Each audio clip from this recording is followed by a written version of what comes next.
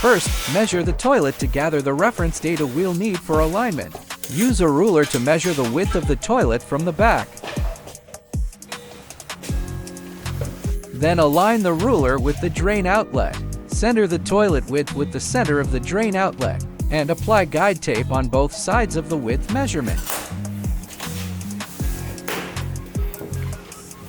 Finally, verify that the guide tape, the center of the toilet, and the two mounting screw holes are all aligned in a straight line. Next, take a look at the toilet's mounting holes. Align them carefully. The reference mark should land right at the center of each hole. Use a permanent marker to draw a reference line. Repeat the same step on the other side. Now move the toilet into position and align it. Install the components in this order. First, the plastic washer, then the metal washer,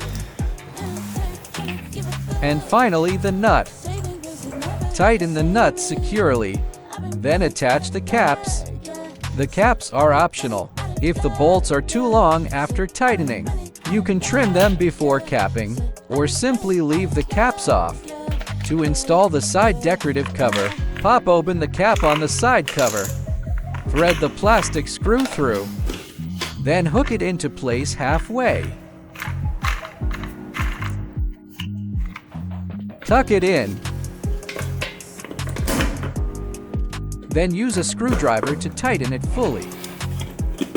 Once secure, snap the cap back on. Repeat the same steps on the other side.